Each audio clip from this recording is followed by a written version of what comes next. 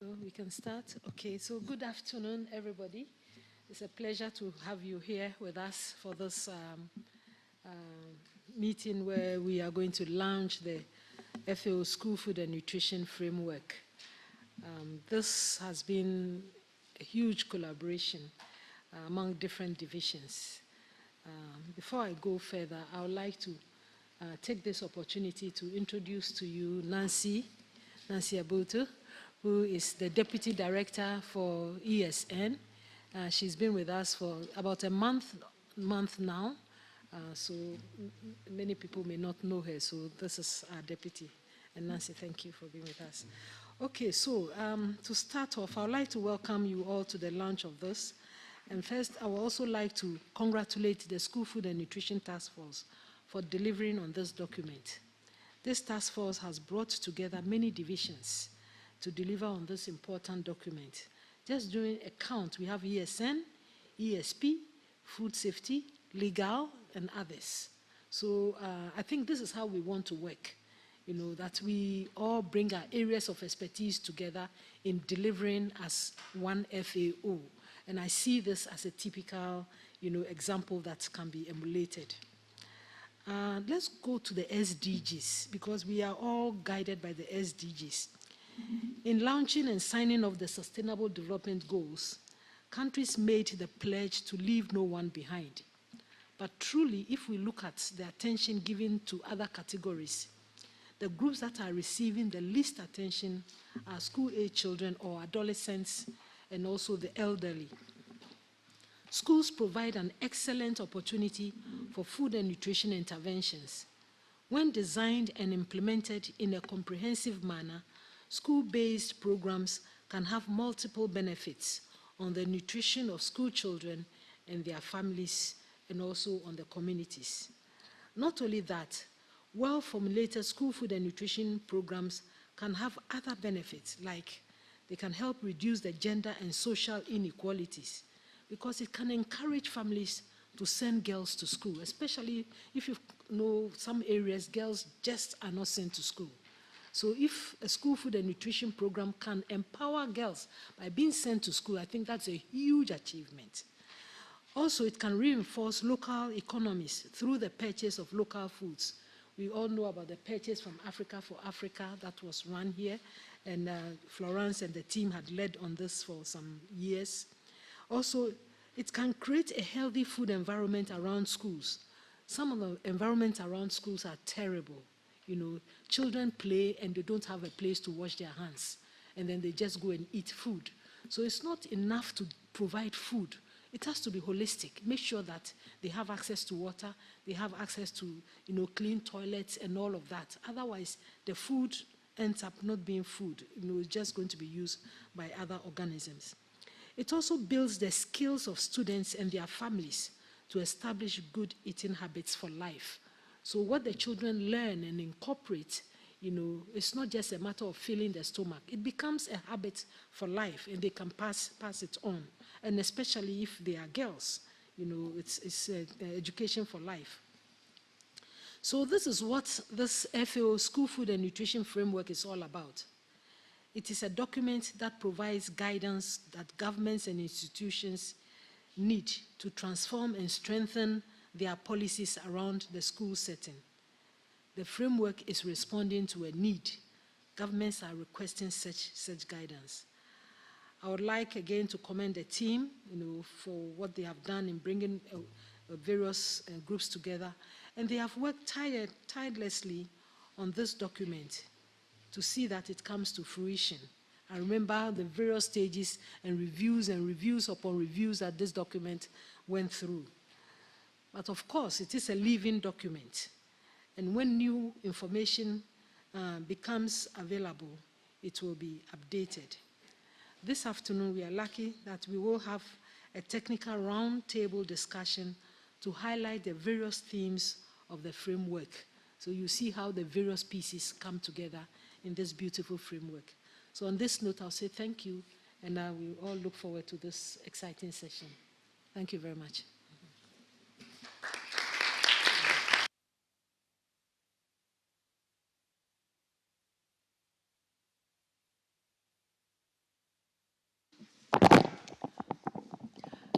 you, Anna, for this introduction. My name is Fatima Hashim, and I'm leading the team on nutrition education and consumer awareness. I will be giving a presentation jointly with my colleague Florence Tartanac on the framework. So Anna has described quite well the background of the let's say, genesis of this project, and that it was a collaborative work, and it took many years, in fact, to materialize. So she also showed the importance of the schools as a setting for improving nutrition. And this has been echoed in many documents, in many commitments that countries took over the last decade. We have the ICN2, where there was emphasis on school-aged children. We have the Decade on Action, where there's an area of work dedicated to schools.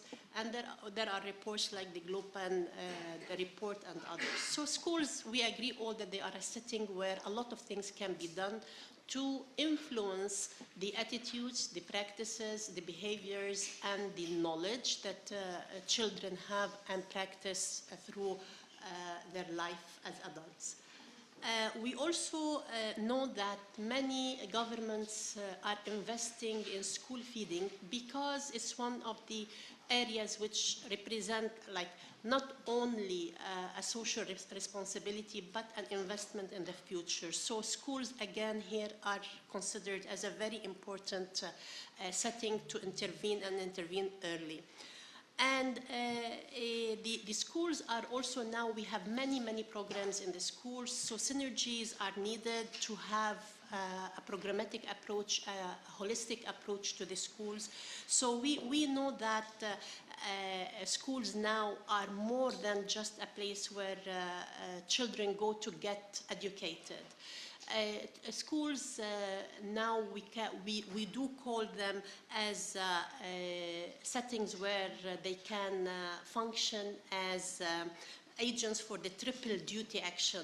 What do we mean by that? They do address the double duty. They have double duty action for undernutrition and overweight and obesity and micronutrient deficiency, but also they do serve for other development purposes. So here we see that if we look at the SDGs framework, schools do contribute to SDG 1, no poverty, SDG 2, zero hunger, SDG 3, good health and well-being, 4, quality education, 8, decent work and economic growth, and 10, reduce inequalities. So we see the schools as really contributing to the SDGs framework and the Agenda 2030. So we have many opportunities. When we started looking at the need for having a framework, it was, as Anna said, demand-driven. But there were opportunities at international level that made this work even more in demand than ever. We had, as we said, the Sustainable Development Goals. We had the ICN2, but also the Decade of Action on Nutrition, and also the Decade of Family Farming. We will see when we go through the different pillars of the framework how all this comes into action in one holistic view. We also know that if we look at developmental actions or development for better results and better improvement of people's lives, we know that the schools do offer a second and a third opportunity to address many of the challenges. So it's not only, we've heard a lot about the 1,000 days in nutrition, but intervening in schools at a later age also has been proven to give positive impacts on nutrition, on attainment of schools and other results. Also, the schools are seen as an integral part of the food systems. Why? Because you are linking to the local context, to the communities, to the production, to the consumption. So there are excellent settings for being catalysts for a change in the food systems towards more sustainability and towards more improvement in health and nutrition in particular. So this framework, in fact, didn't come out from the blues. It is anchored in the work of FAO. So we were doing many of the pillars that you will see later in this framework, but we were doing them rather separately and without a holistic view and a theory of change that goes with them.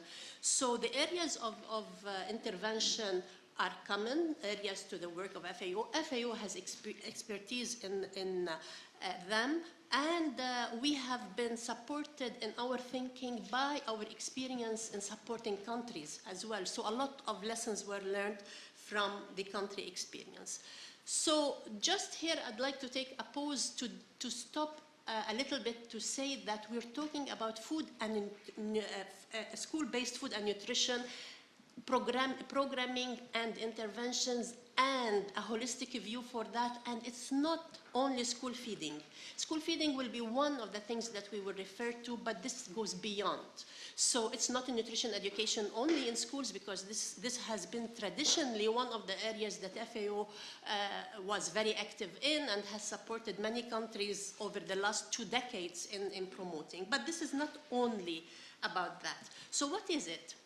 This is the framework as we see it. We have 4 arms. So we have in green the inclusive procurement and value chains, which is part and parcel of this framework. We have healthy food environments and school food, what happens inside the school itself as a system within the bigger system of food. We have the food and nutrition education, which is what we do in schools through the curricula and through other activities normally. And then we have the enabling legal and policy framework that needs to be there, in fact, in order for all the other pillars to work properly. So this is why, because we want to support the food outlooks and practices among children, school-age children, improve nutrition and well-being. To have, you see at the heart of our framework is the school in its community. So the community is, and the impacts of the school food and nutrition programs benefit the community, but is also influenced by the community. So there is a two-way relationship with the community. Local systems, local productive systems also will be part of this whole picture, because we will be talking about the linkages to procurement and other activities later on. But this is not the only thing. We know that in the best situations, some of the programs that we do fail not because of the program itself, not because of the outputs or the outcomes that we have planned. It's all the unsaid things that get unaddressed or not addressed properly or suitably. So the cross-cutting issues, gender issues, if we do not do that in the way that we are aware of the gender issues at local level, we might not succeed. So the gender issue is a cross-cutting issue.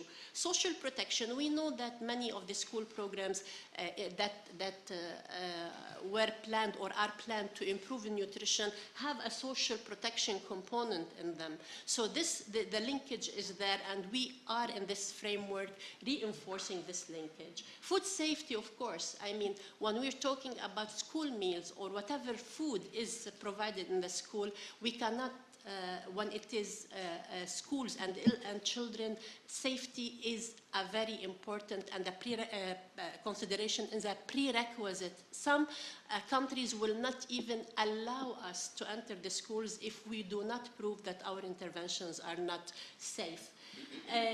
Food losses and waste prevention. It's not only about education in schools where we link to the food losses and waste. This is very important.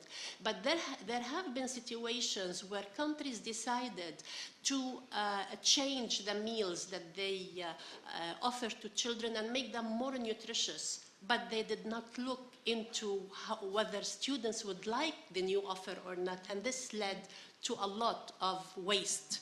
And this is something that we need to avoid in our programming. So the social, economic, and environmental stability, we do not in our interventions now do anything without having the environmental considerations as a goal. So in all our programming, we do link to the environment and to the sustainability. Social and economic sustainability schools, Anna said, it's a question about also addressing inequities in a society. So through this, the education, through the food we provide, through the activities we have a very important concern, and that is to ensure equity in what we do. And for all this to happen, partnerships are very important in making this framework live. Partnerships with other UN agencies, and Florence will talk more about this, but also partnerships with the local authorities, partnerships with donors. All this is very important in the framework that we have put together. I'll stop here and pass the micro to Florence. Do you want me to? No, it's okay. Yes, okay. So now we will go to each pillar, and Florence will be explaining to us what actually each pillar means. So we have seen the big framework, now we will go more into the details. Okay, thank you very much, Fatima. So let's look a little more in details each of the pillars, starting with the inclusive procurement and value chains. So this is how we link school feeding program with local production, and especially small farmers and even small and medium enterprises. No? So it's to be able to provide food to the schools. So the objective, I will not go too much in it. It's important to have this link between the agriculture sector and education, which sometimes at country level doesn't happen. And so here you have all the list of what FAO support has already done, for example, through project. Anna already mentioned the PAA Africa program, which was like the first of its kind, but in Africa, but also in Latin America. FAO has a lot of experience in this kind of support. So all the support which is linked with the production, but all along the value chain. And also the diversification, the development of food safety control, etc., and the design and of smallholder-friendly procurement mechanism. So we see that there is a whole range of activities and very specific and specialized topic that we have to provide on this one. So the next one. The other one is more related with the food environment around the school. So it was already mentioned by Fatima and Anna that it's very important that the food available in the school is safe, and also it's aligned with the nutrition priorities of school children and adolescents. And we have to foster this healthy food environment within the school premises and beyond. So here also it's very important to have this coordination of stakeholders between education, in this case more the health institutions or health-related ministries in charge also of food safety. And if we look at all the value chain, also to be looking these issues in a more broader way. Look also as a wash, and also how to access to water, and all these sanitary aspects are taken into account. So here also there is a lot of experience from FAO on this, to promote this healthy food environment with specific food policies and action around this. The next one, so it's food and nutrition education, which is another pillar of the framework, which is very important. No, so we look at more the food, the school feeding and the food that is provided. We look at the environment, but the school is also the place for education of the children, and how to make this link with what they really eat and what is the education program and what is a curriculum is very important, because it's to put into practice what they are learning, and by learning they are really putting it to practice. No, it's supporting each other, and it's really foster this relation between what is learned and and the food, and also what FAO can bring in this one is the food-based part. So no, it's really food coming from the environment, coming from agriculture sector. So it's important to have this. It's not only nutrients and vitamins what we are providing in these settings, and it's important for children to understand this. And so FAO also have a big, a long experience in this at different levels to support integrating food and nutrition education in policies, guidance for effective design, promoting active involvement of families also in these programs, and promotion of the explicit linkages between policy, procurement, and food environment. And the last one is a policy framework, which is also very important. Actually, it should be the first one, because if you don't have the policy and the political will to do it that way, so this will not happen. So it could be at national level, but it could be also at city level. We are seeing much and more cities going into this kind of programs. Or even at small communities or smaller level that they can take. What is important maybe in this enabling policy, legal and institutional environment is to have this coordination between all the sectors again. But for the policy level, this is very crucial, because if you don't have ministers of agriculture, health, food safety, education, social affairs, trade, finance, everybody, parliamentarians, local governments, everybody should be really at least aware and improving and collaborating to have the framework in place, and to be able to really take advantage of all the components of this enabling environment. Schools are like small settings for the food system, and it's very interesting to see how we can use this also for broader policies around food system going through schools settings. Then, so let's say the center, so we saw in the diagram, now if you remember the diagram, the center of it is the school, what we call the school community, and also to have this participatory approach with the community participation and social participation. So having this priority to the most vulnerable in each country, also to consider and plan for at each stage of the program, and with the defined mechanism to look at sustainability. So Fatima mentioned this already, but it's very important to have the sustainability considered in all, and also the scaling of program, how to put all the program at scale. Sometimes it's easy to do it in 1 or 2 schools or 10 schools, but if you are talking about thousands of schools, it could be another challenge. It's also essential for expanding the benefits to the household program level, so not only the child alone, but all his family. When he is bringing back some of the learnings he had to his family, and change also have impact also on the family and broader on the community. And so we really see that there is a need for this active involvement of the community versus just receiving the food and that's it. So, and it's part of the framework from our point of view. So the linkages to other areas and partnerships.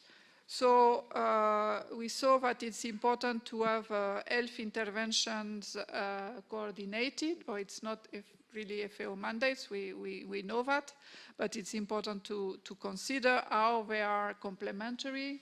The water, sanitation and hygiene, so the wash or sea intervention should also be considered. The lifestyle intervention, so to have activities related with the environment and infrastructure development. So this is more or less all the framework. So you have the publication outside, you can take it and study it and really look at all the details, enjoy also the reading. And so we will now move to a roundtable discussion. And so I will let Diana go through this discussion, but we'll follow more or less the framework. Thank you very much.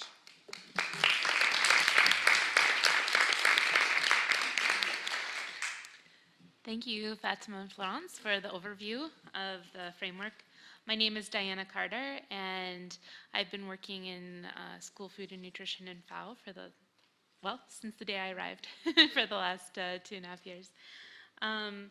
And Melissa here to my left, and I co-coordinate a task force on school food and nutrition.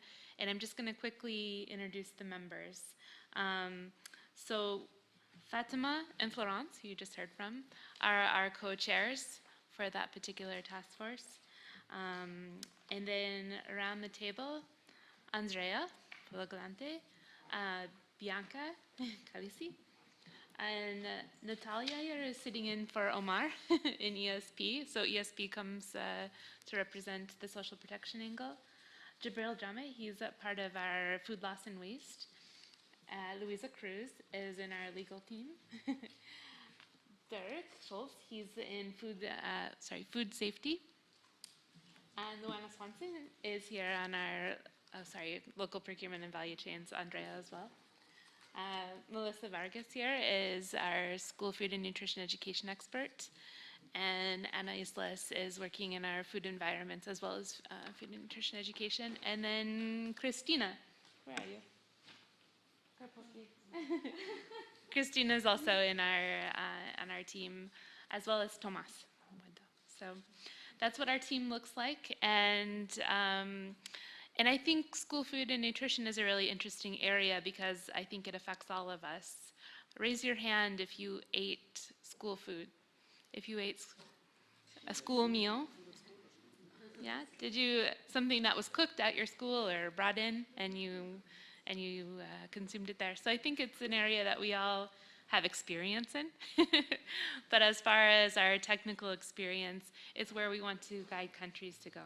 So this framework marks a really integral part of FAO's work. And so I have some really interesting questions to ask here because we have a table of experts and I want to take advantage of that.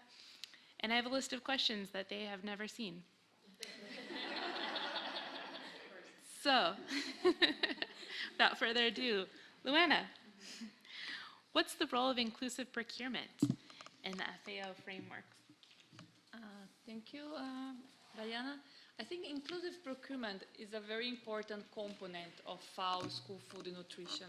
It means the purchase of safe, diverse, and nutritious food from specific unfavored or vulnerable suppliers category, such as the local and smallholder farmer producers, but also small and medium food enterprise, managed human or youth, in order to advance social and economic development.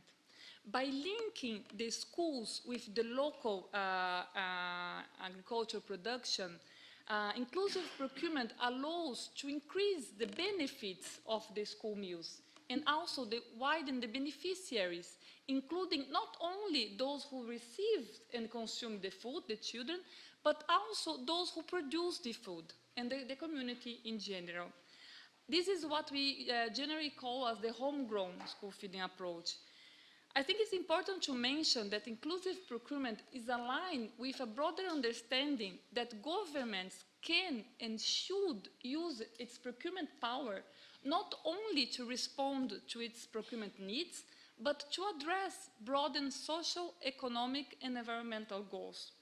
It's also, this approach is also recognized by the SDGs, as we were mentioned, that has a specific target for the promotion of sustainable public procurement practice. But I think it's important to mention that inclusive procurement does not work alone. It's linked and needs aligned nutrition guidelines, standards, and menus that takes in consideration the local production, the development of nutrition-sensitive value chains for school food, smallholder-friendly procurement mechanism which allows this linkage between the demand and the supply, and also align policy and regulatory frameworks and institutional capacity. FAO has been for many years supporting countries in strengthening the linkage between the school meals and the local and smallholder agriculture production.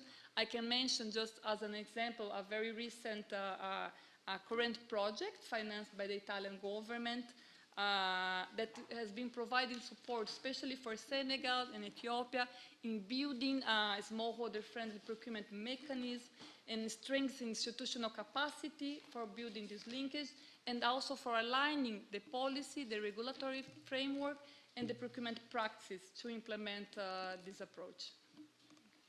Thank you, Luana. Since you mentioned homegrown school feeding, I'm going to look at Florence here. And Florence, how do you see the FAO School Food and Nutrition Framework contributing to the Rome-based agency activities around homegrown school feeding? Okay, yes, thank you very much. So as you know, and we already say, no, it's important to establish a partnership, especially on this topic. We are not the only one working on it, and you know, especially WFP is some kind of the agency, the lead agency on this topic. But what FAO is bringing is a different perspective, moving maybe from the ration approach to a more food-based approach, linking to the local production, linking to the small farmers, even if also WFP had a program on this. And for us, it was a really good opportunity to put together the expertise of the two agencies especially, but also other partners that we identified. So IFAD is also contributing, even maybe at less extent, but it was there. African Union and NEPAD, because African Union had also a policy on this topic on homegrown. Actually, the name homegrown school feeding was defined by African Union, so it's the reason why we are using it. And other partners such as the Global Child Nutrition Forum and the PCD, the Imperial College of London, from on this topic. So and then the result is a publication that we are using now to build the capacity of government together with all the agencies. Thank you, Florence. And I believe, Luana, you also mentioned the value chains for nutrition approach. So I'm going to look at Andrea here for a question on that. And how do you see, Andrea, the value chains for nutrition approach integrated in the FAO School Food and Nutrition Framework? And also, what does that look like at country level? Okay, thank you, Diana, for the questions. I think, yes, it's as Luana and Florence has mentioned, school feeding, when you are connecting with local food. Can you hear me? It's fine. Yeah. Local food, we are calling this homegrown school feeding. And Luana mentioned very clear the institutional procurement part. But we still need to think a lot from productions to school gates. And FAO has been working, developing a lot of value chain analysis. And this is our comparative advantage when we are thinking how this analysis can address safe and diversified food to be purchased to school feeding programs or for homegrown school feeding. This is challenging because we need to consider different actors, different is economic. We need to have economic return, but we also need to address nutrition issues and how we can address these with food safety, with food loss and waste, and also considering more diversification. And when we are mentioning this value chain, institutional procurement, homegrown school feeding into school food and nutrition approach, we need to think about food and nutrition education, enabling environment, policies, and legislation, because if it's not, this cannot work very well. A very good example that I can mention that we are working now implementing a TCP in Honduras, Peru, and Angola, where we are looking for different kind of fish and which fish has low economic value, high nutrition content, and we can use to incorporate in the school feeding program or homegrown school feeding, and how the legislations, how institutional procurement can be the bridge to this, and also education, because we need to educate children to eat more fish, even in these countries that we have a lot of these products. Children are not eating this in the school, and the school is not incorporating what they could incorporate from fish. And then we need to see what kind of fish, which fish we can select, and how this can be fresh fish, we can be dry, can be flour. We need to analyze better which kind of fish could be better incorporated in the menus, because these standards also it's part of these discussions. Thank you. Thank you, Andrea. And Natalia, I'm going to look to you on our social protection guru here. Why would you consider social protection as a cross-cutting theme of the framework of school food and nutrition?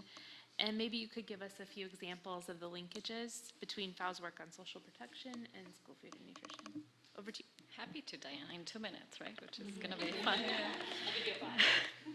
So first, thank you for the invitation, and it's been really interesting for ESB to be very active part of this task force. So I think that as a whole, we see the whole concept and the holistic approach of school food and nutrition as one of the key things that we want to do in FAO around social protection, promoting linkages between social protection, food and nutrition security, and economic inclusion. I think the whole package is one example of how can that be operationalized.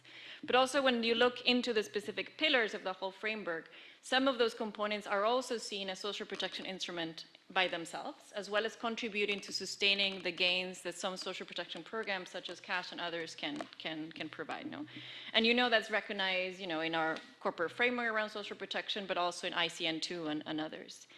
I think in the first element, when we see some of these components as also serving a social protection function, I think it's been clear that components such as the school feeding part per se is allowing many families, many children to have access to food when otherwise was not possible. The focus on the most vulnerable, the poorest of the population, focusing on schools as one of the key entry points to provide that support, but also strengthening the community dynamics, which is part of the social capital needed to also enhance social protection structures. And also we've been seeing it, and not necessarily something that we work too much, but around as an incentive to access different types of education services, which is also a key component of the overall work around social and economic inclusion. But even though we understand that from a social protection perspective, there is a lot of economic, food security, and nutrition impacts that we see around social protection programs such as CASH and school feeding, we also know that these need to be part of a broader strategies. They need to be complemented with other interventions, and hence this holistic approach that is very key.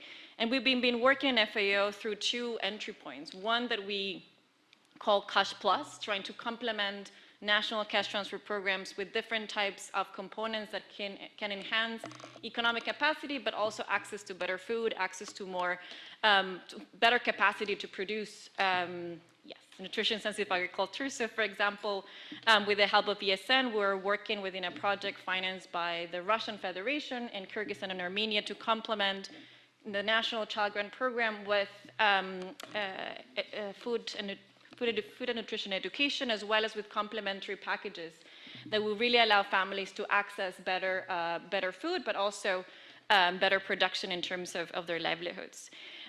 We also are working with the ESN team in enhancing the evidence around the multiple impacts of homegrown school feeding models in terms of income, in terms of education, in terms of food security, in terms of productive capacity, looking at the overarching type of impacts that we can see, showing that these are programs that are not only helping to enhance education and food security outcomes, but also opening new markets to poor and small-scale farmers that need to be able to access specific markets. And we are evaluating the program in Zambia together with WFP. We've started to work with a program in Ethiopia, and hopefully we'll try to do the same in Senegal. I think the idea is to try to bring for me, it's important to have a framework, to have these country examples, and then maybe, hopefully, in the near future, to also start working about how do we operationalize some of these ideas and see those results at country level. Thank you. Very succinct. Thank you, Natalia. Natalia did mention the complementary activities in food and nutrition education. So, Melissa, I'm going to look to you on that. And what are the synergies between the food and nutrition education and healthy food environment and school food areas of work that we have mentioned here? So between the darker blue and lighter blue. Can you talk a little bit about that? Yes, thank you, Diana, so much. So as Fatima and Florence mentioned, this approach is based on synergies. And one of the most important synergies is the one between food and nutrition education and enabling food environments. Because the evidence has consistently shown that the complementary efforts are much better in all forms of malnutrition than single interventions.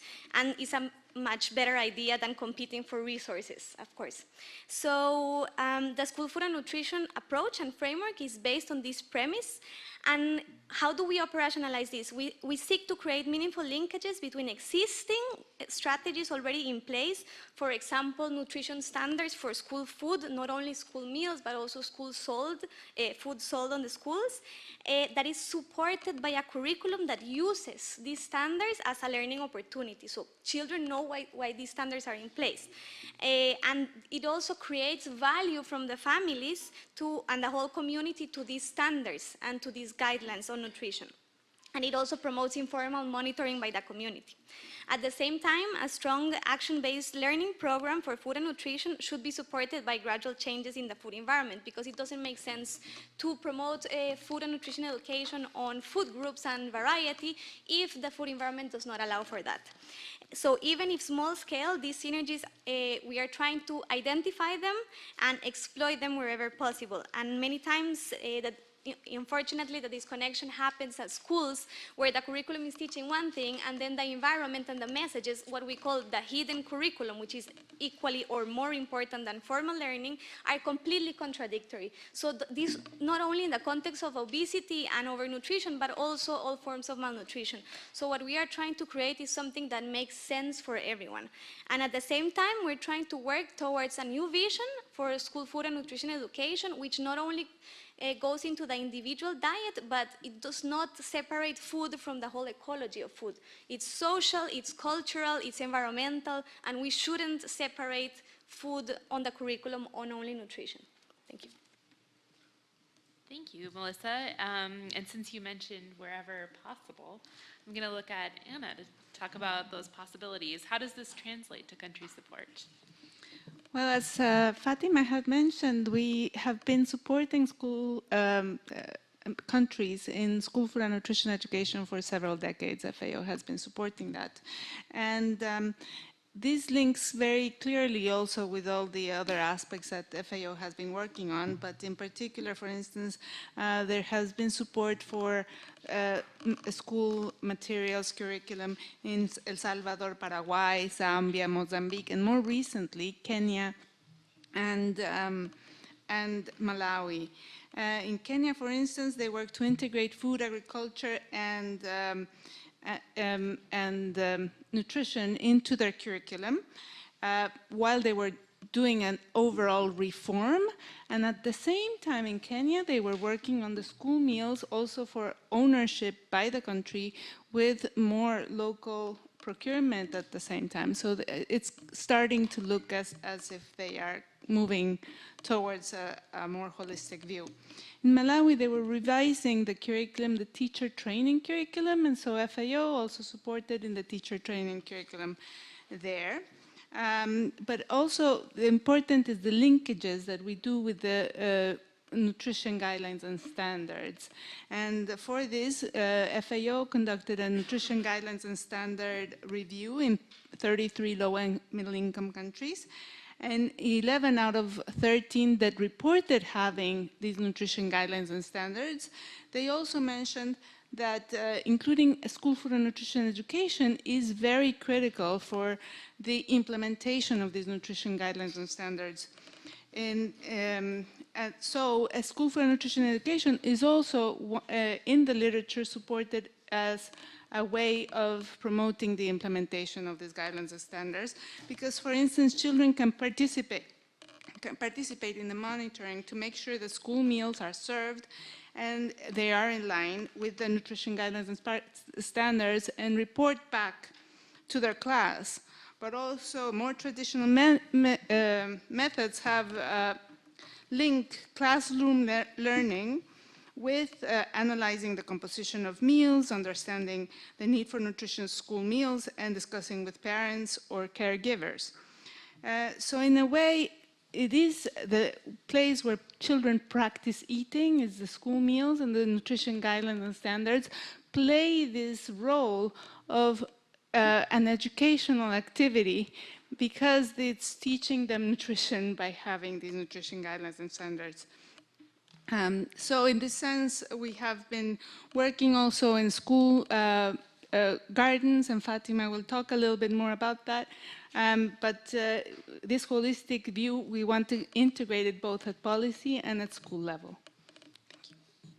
Thank you, Anna. And I look over to Fatima to talk a little bit more about some concrete examples, particularly in school gardens. Oh, I didn't know that you're going to ask this question. No, it's new to me. School gardens have been used as a platform for learning about nutrition. Thank you. What's their potential in the new framework, Fatima? Okay. In fact, yes, school gardens has been, using school gardens for learning has been one of the areas of work for FAO for over 3 decades, and many countries were assisted through that.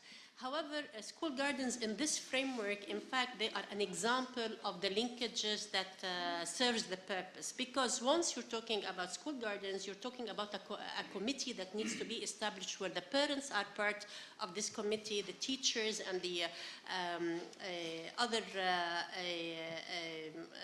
volunteers from the school. In addition to that, children form this committee to decide on what to plant. And what they plant needs to respond to some nutritional issues that they have in the community. So this is already a very good start. But the school gardens, it's like, of course, that we are using the principle of learning by doing, so the children know where the food comes from, what it needs, what it has in it, and then they enjoy eating it. So in some situations, the school gardens, depending on the size of the garden, were capable of supplementing the school meal. But not everywhere, this is not possible everywhere. It also depends on the space. But FAO has developed models of different school gardens. So it's not all planted in the soil. There are situations where we use micro gardens, tables to plant, and children, whatever the possibilities are in the school, can still enjoy gardening and can still produce. So how does this link to the other elements of the framework? For the school environment, we said already, you will have more food produced locally, and it serves a purpose, so the meals could be supplemented. But it's not only about that. It's also about the linkages with what is around them and what can grow and what cannot grow in the context. It's about the water usage. It's about the climate. It's about the environment. All these issues become part and parcel of the school garden. And also the linkages to the bigger framework of policies and partnerships with the education authorities. You cannot go into the school without having these linkages. So this is why this is a very good example of partnerships. However, we always think of the school gardens for micronutrient deficiencies and sometimes food insecurity. I'd like to mention a project that we had in a high-income country in the United Arab Emirates, where the purpose was, in fact, to work with the children to improve their outlooks and competencies through the school gardenings to address overweight and obesity. And the involvement of the community, the involvement of the school community and the parents and beyond the policymakers was very encouraging, and a scale-up of a small intervention might happen at some time. Thank you, Fatima, for answering that question off the cuff. And now I look to Jibril. If you could discuss a little bit why prioritizing food loss and waste reduction prevention in the framework of school food and nutrition should be a priority for FAO's work. Okay, thank you, Diana, for. So I have 3 minutes? 2 minutes, okay, thank you. So I will just start by briefly introducing the issue of food loss and waste.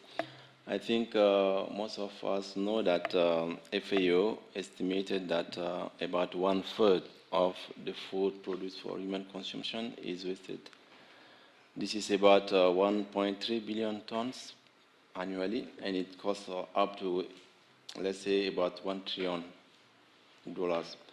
So, therefore, actually, food loss and waste is a global major challenge which is very high in the global agenda now. So, of course, if you want to ensure sustainable and efficient food systems, we need to address food loss and waste issue. So, we know also through these figures that food loss and waste has not only an immense economic cost, but it represents also a high inefficiency in the use of resources such as labor, water, energy, and land we use to produce this food. And of course, food loss and waste come also at a high environmental and social price. So reducing food loss and waste has many benefits, actually. To mention a few of these benefits. Okay, I can say that, of course, reducing food loss and waste presents a real opportunity to increase the efficiency and sustainability in the whole food system. Of course, if also we address food loss and waste, we will greatly contribute to climate adaptation and mitigation, will reduce natural resource consumption and degradation, and will contribute to the resilience and, of course, save a lot of money for people. So I have just 1 minute left.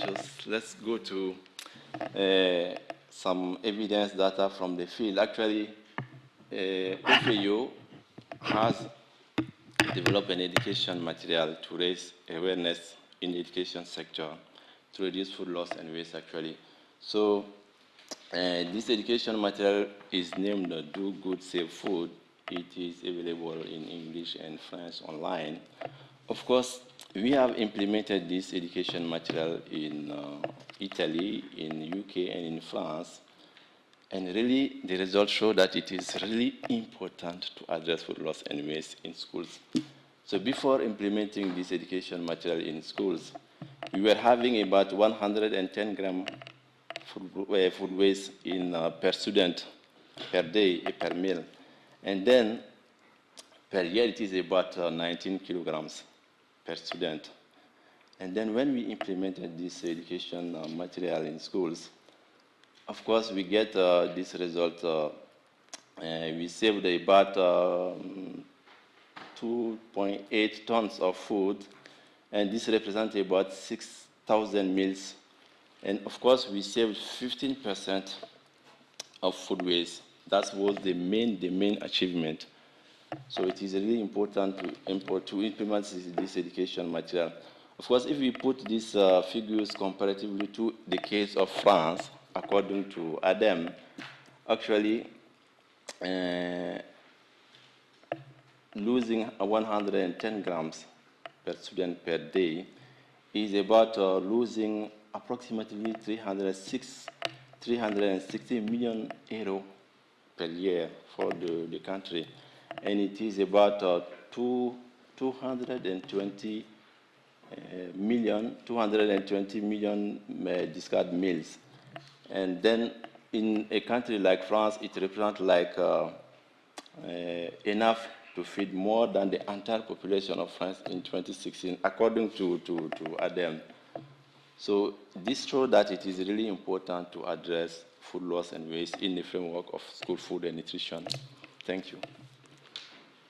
Thank you, Jabel. I didn't know that about the 19 kilos. That's how much my 4-year-old weighs. So I guess all of the students are wasting about a 4-year-old worth. So we have our work cut out for us. Jabril mentioned sustainability, and that makes me think of Louisa's area of work in the legal division. And why, Louisa, is legislation relevant for sustainable school food and nutrition policies? And maybe you can talk about how FAO is supporting some of our countries in strengthening their national legal frameworks for school food and nutrition. Thank you, Diana, for the question. Well, first of all, I think more than relevant, I would say legal frameworks are essential for sustainable policies for school food and nutrition. Solid legal frameworks for school food and nutrition show the highest political commitment for school food and nutrition. And here we are not, with a law, you translate policy objectives into legal, concrete obligations for countries. And this is very important. We are not here talking about a single program, but we are aiming to build an enabling, sustainable environment for school food and nutrition.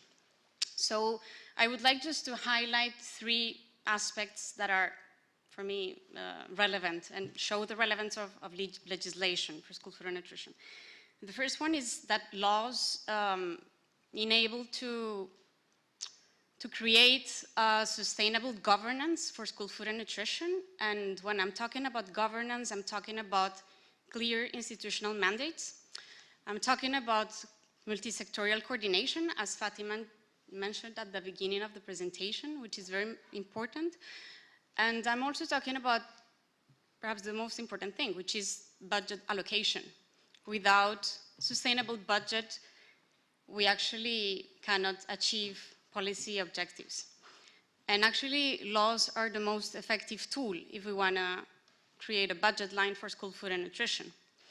So if you have school food and nutrition in a law, you can actually ensure that this is a commitment, a legal obligation, and not just a policy option for countries.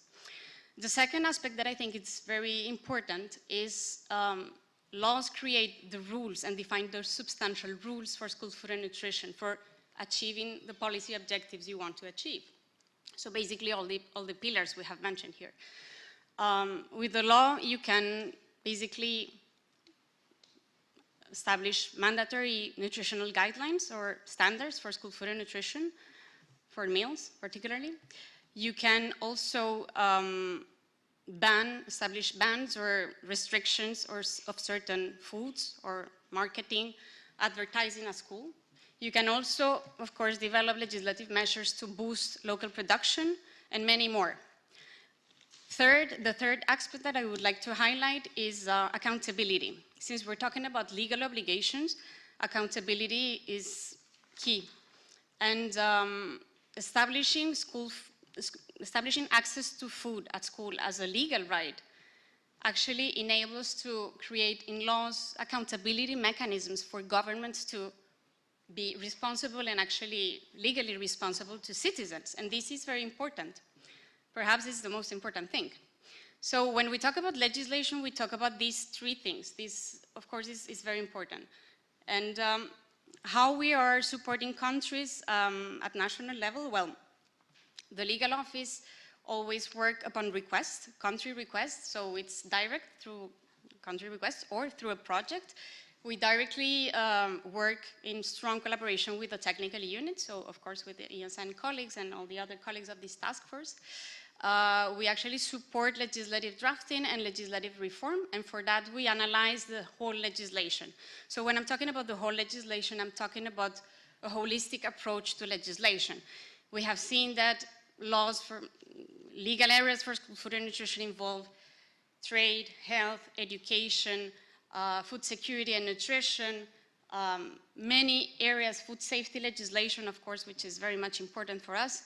So when we go to a country, when we are called for support, we identify all the relevant areas, we analyze the legal framework, and we provide an analysis with recommendations for strengthening the national legal framework. So it can be developing a law, specific law, or it can also be consolidating the existing legal framework, because the idea is not just to create laws that are going to be that are not going to be implemented, but just to use also the existing national legal frameworks and make them more stronger.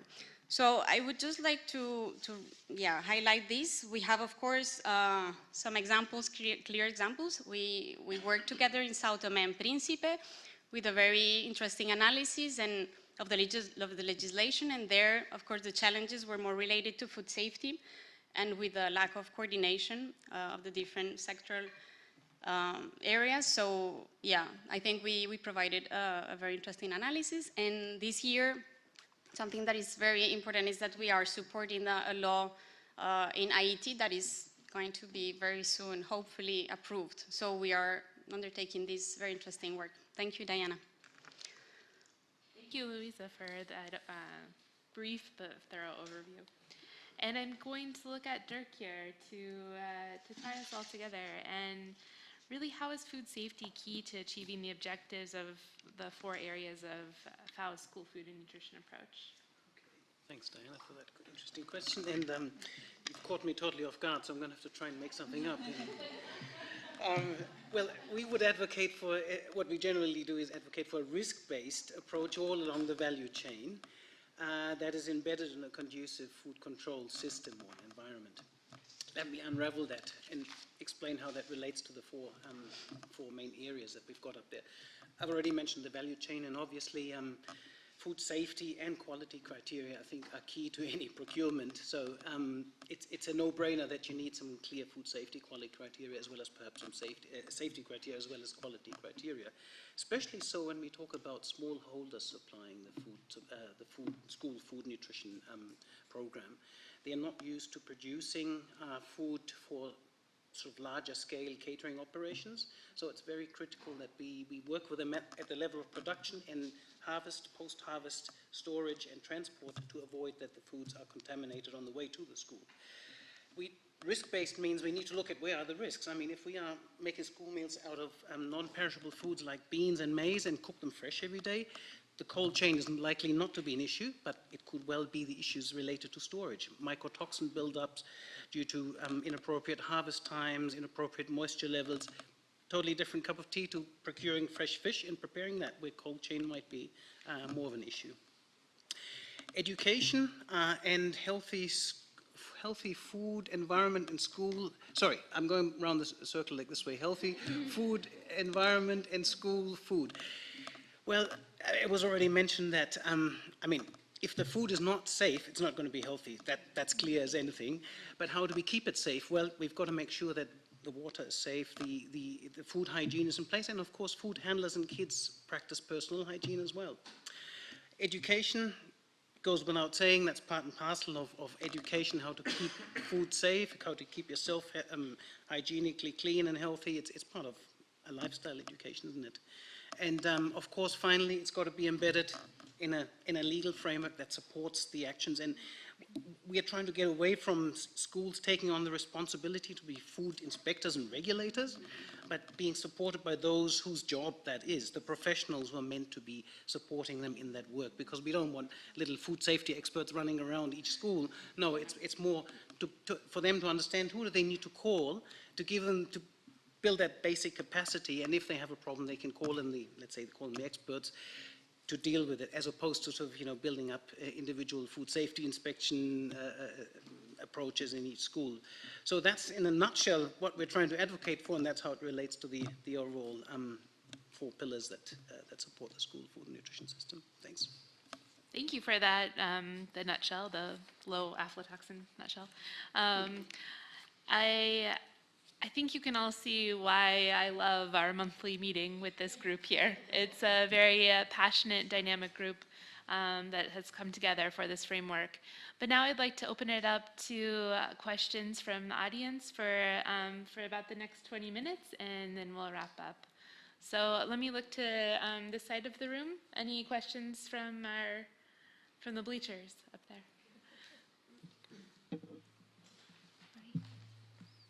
Dana, and well done. A great comprehensive overview of the framework.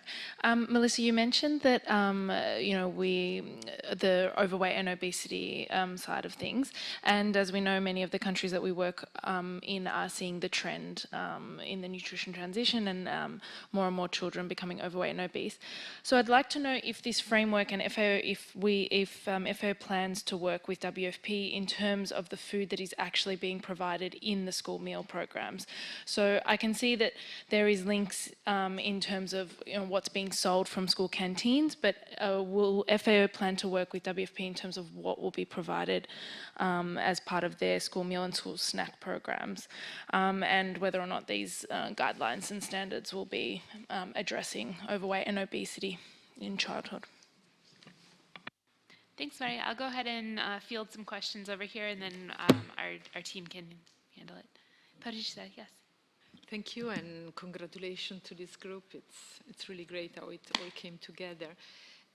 Yeah, my question is really in the practice, if you have experience on how you support the country in this multidisciplinary way. So going to the point of budget allocation, many countries have budget on school feeding, but then the problem is really what they provide with this budget and how do they transition into a more a better diversified healthy diet. So if there has been experience where you have seen really a shift by working with the country from a more like stable food approach to a diversified school meal for the benefit of the students. Yes, Marie Magdalene. Thank you. Thank you, everyone, for the interesting presentations.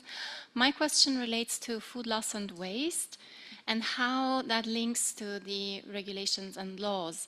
So whether you're looking at developing some laws to enforce not only the educational aspect of the food loss and waste reduction, but also a commitment from the countries. Thank you.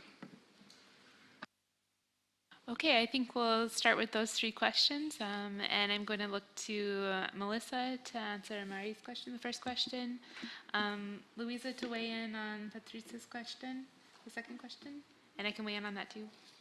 And then for Marie Magdalene's question, Jabril, and possibly again Louisa. But members, please feel free to weigh in when you can. Over to you, Melissa. Yes, thank you. Thank you for that question. Yes, we are, the basis of this work, specifically nutrition guidelines for school meals and school food, is a report that we have done in 33 low and middle income countries. Out of this, we saw the need to develop a methodology for countries that have data gaps, big data gaps in individual food consumption, in food composition tables. So what we are trying to do now is to create a methodology for these countries to develop their own standards for school meals and school food. How do we work with WFP in addressing growing overweight and obesity problems? At the moment, we are trying to see, colleagues in WFP have said that they have seen the report on the nutrition guidelines and standards, and they would like to start talking about a possible collaboration on how to address this. At the moment, there is nothing formalized, but we are trying to understand how the partnerships will work in this development of this methodology in the future, in the very near future. And at the same time, we are trying to see how WHO comes in, because we are trying not only to develop nutrition standards for the meal as part of national school meal programs, but also how do they relate to the standards of the food environment, of the food sold. So it's many times you have contradicting standards, the ones in the meals and the ones of the food that is sold in the canteen or in the vending machines or even in the street vendors outside. So what we're trying to create is a more harmonized approach to these different standards and guidelines. And also we are trying to work more and more with national established owned school meal programs. Thanks, Melissa. I think that was, any other comment from the, okay, Louisa, the second question on the budget. First, a component of the question that it was related to the food that was sold versus the food that was provided and the collaboration with WFP. I don't know if perhaps I'm not perhaps the And I would take the second part of the question that is more related to budget. So I don't know. Yeah, Teresa, the question is on how to support the country in this multidisciplinary approach at country level and to really anchor those budgets. Yeah. So, well, budget allocation, of course, you can ensure to have budget allocation through legislation, and this is the, let's say, one of the most effective tools.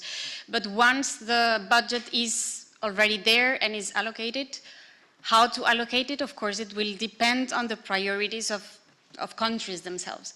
So this is what you can actually do with legislation and with subsequent regulations in order to establish actually what are the concrete objectives of the country, and this you will be able to establish it through a law, for instance. And also, and of course, the law will kind of establish what are the concrete actions that different actors should do and how.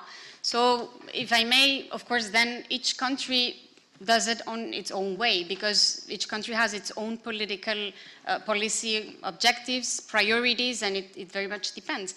But yes, let's say the legislation can actually articulate the organization of the allocation itself, because it establishes the priorities in a law. So actually it ensures that it needs to be done. Then how, of course, it's very much programmatic. So this is very much related to a program that actually implements of course, the obligations that are in a law.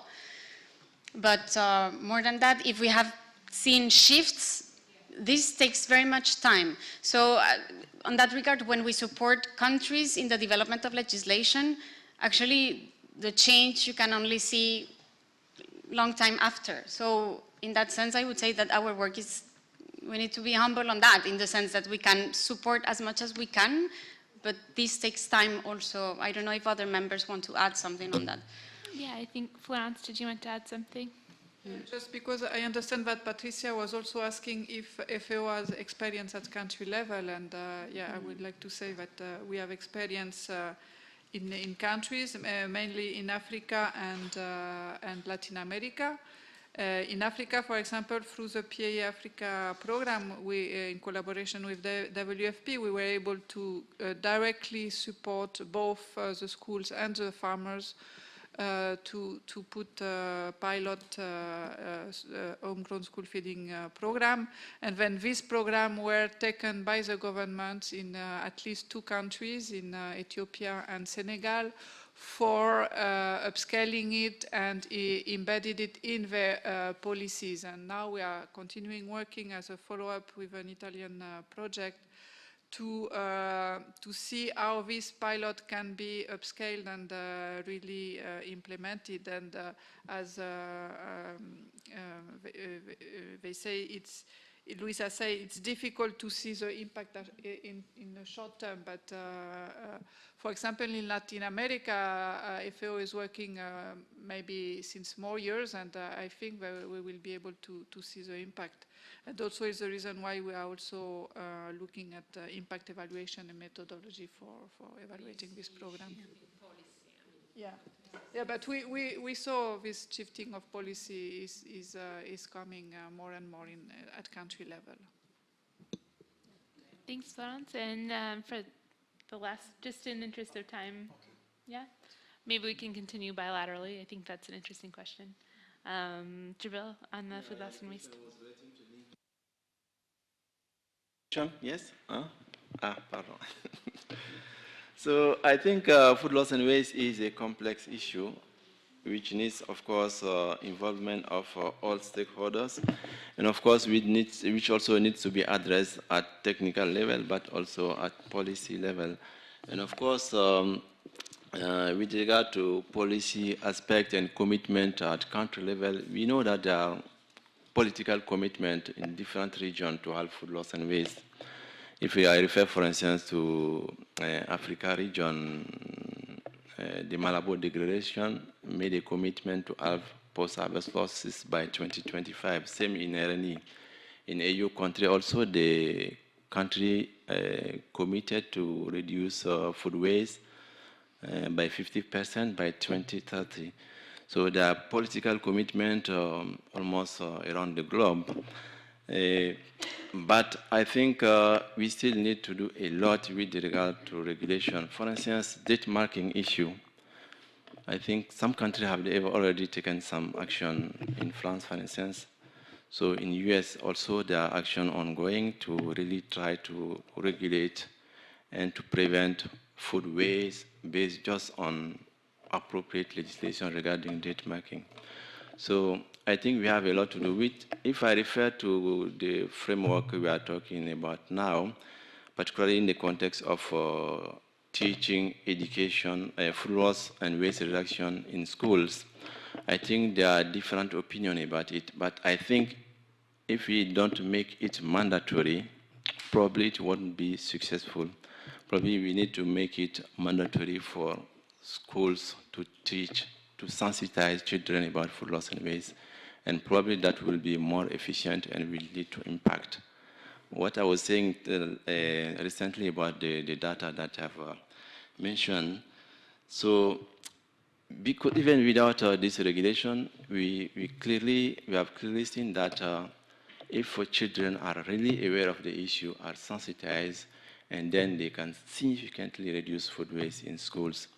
So then if we have a regulation that, let's say, oblige schools to implement this package of education on food waste reduction and prevention, I think that will be really more efficient. Thanks. Thank you, Jabril, and thank you for those questions. I'm going to look behind here. If you can come and ask your questions into the microphone since it's being recorded. So, Margaret? Well-developed framework. Frameworks are usually very, very useful tools that can guide progress, implementation. My main comment is, this is a very comprehensive framework that brings so many programs on board. There's agriculture, there's health, there's social protection, there's gender, there's education. It's, to me, a multidisciplinary framework that can be able to address the nutrition sensitivity of school feeding. Now, what is my comment is, how do you plan to implement it? Because implementation of a multidisciplinary framework can be very difficult. Are you planning, for instance, that out of this framework, schools can be able to come up with their own action plans, which are relevant to their contexts? Because then it will be easy for schools. Could that be a recommendation? From the bigger framework, schools can look at it and see what is relevant to them, and then pick it up and come up with actionable interventions or activities. Is that part of the story? Is this something that you've recommended? I'm just concerned about the implementation. Thank you. Yes, I was also very impressed by the fact that you managed to put so many actors inside FAO. I was wondering if, in relation to sustainable issue, food loss and waste is of course very important, but the person I don't see here are people from climate change, because in the framework you mention production with low carbon. So I would like to know if you intend to also involve them. And then my second question is a little bit related to the question of Margaret, because when it's a question of numbers, if we are talking about SDGs, we talk about big numbers. So when I see successfully reached 26,000 students, I think the word success is not appropriate, because we will need another 2 or 3 zeros if we are talking about Latin America. So I don't think we are interested to do something nice which works if it's not big. So I wanted to know how do you want to make it big, and which are the barriers or which are the drivers to make it big?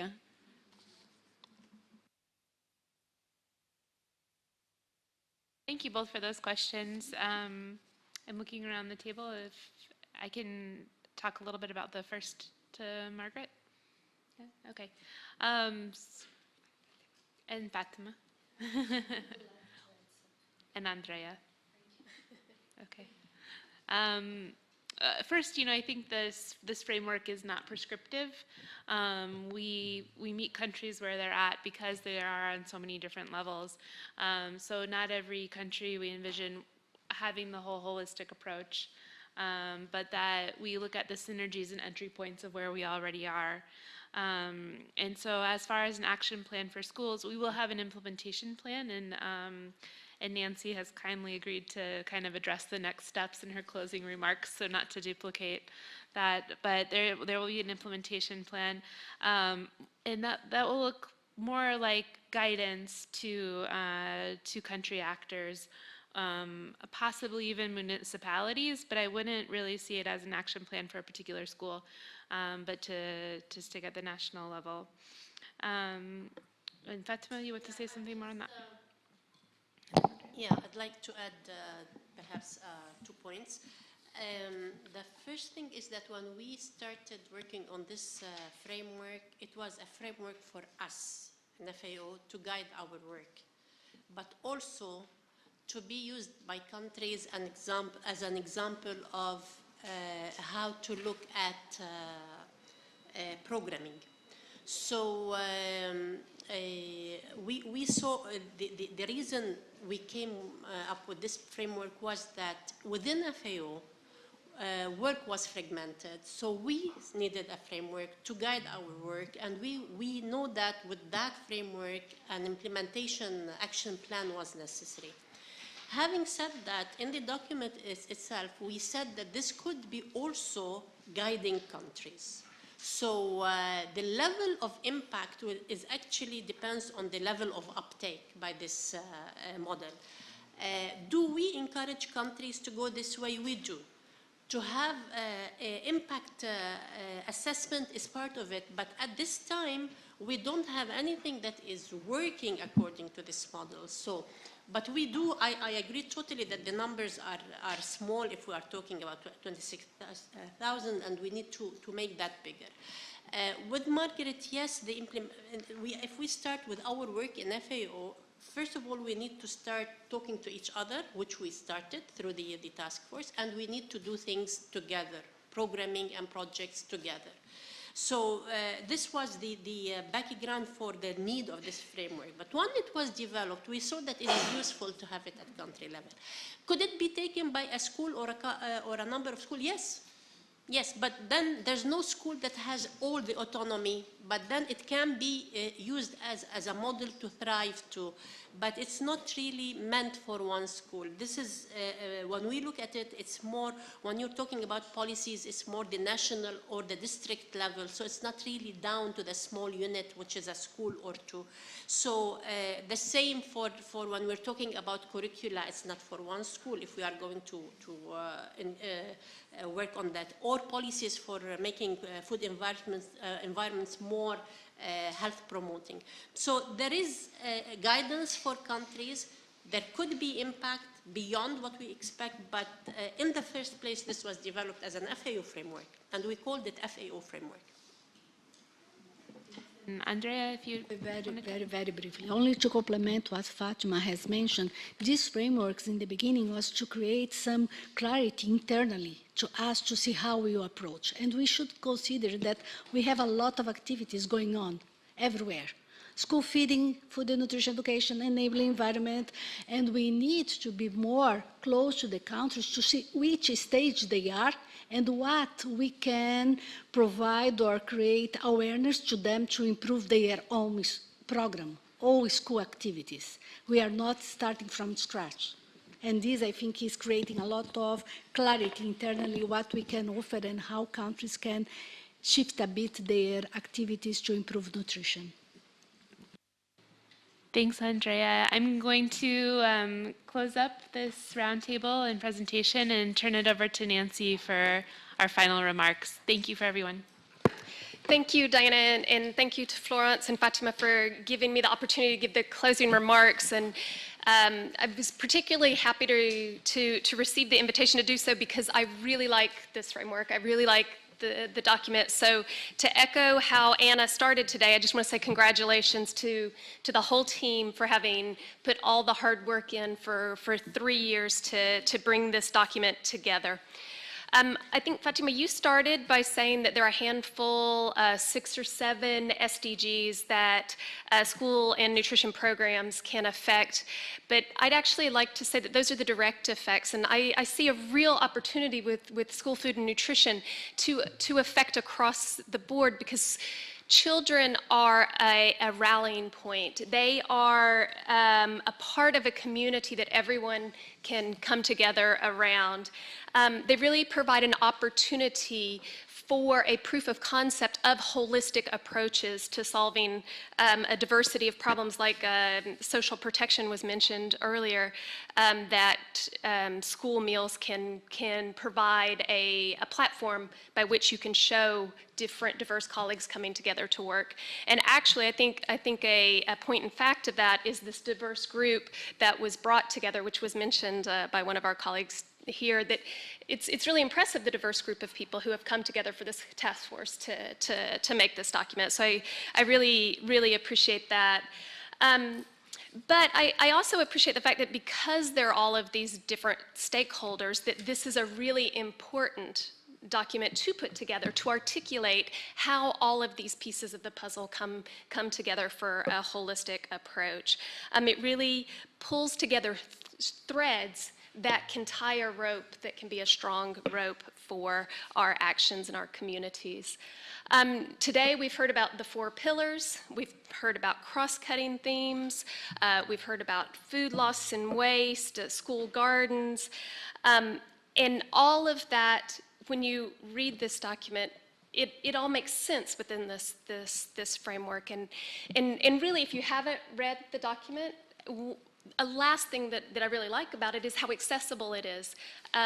You can read it on the train home tonight. I really recommend, if you haven't, you should read it, have your partner read it, have your kids read it. It's very accessible, and I appreciate that, because oftentimes we think about policies and actions, and we have a hard time sort of translating that into words that really can be absorbed by others. So I'll say that congratulations, yes, on this milestone, but it's really just the beginning. This is, and I think maybe that was the crux of some of the questions, is to now how do we actually make something happen out of this that's going to have that lasting impact. And never fear, our task force is already at work. As Diana alluded to, there is an implementation plan. So about 10 days ago, I think it was, I had the opportunity to sit in at the beginning of the first meeting of the extended task force for FAO School Food and Nutrition Framework. And that extended task force does indeed include colleagues from climate change and others. And that task force will be pulling together that implementation plan. And if I understand correctly, I think it'll be done by the end of the year, yeah? We also have an M&E framework that's being pulled together by the end of the year, which I think, Patricia, your question was sort of alluding to the need to be able to monitor those actions. There's also a capacity development strategy and a communication strategy that are all in various levels of completion. So by the end of this year, I think we'll really have a comprehensive package to help take this well-done document one step further. That's very important. I think one thing I failed to mention is there will also, in the coming months, be regional video conferences where we'll be able to engage with field colleagues on this. So with that, I will thank everyone for coming today, for staying for the extended launch, and thanks so much to the task force, the leadership of Fatima and Florence, and to all the members, those of you from outside ESN especially, who really engaged to the fullest to make this happen. And everyone in the audience, thanks for your excellent questions and your participation.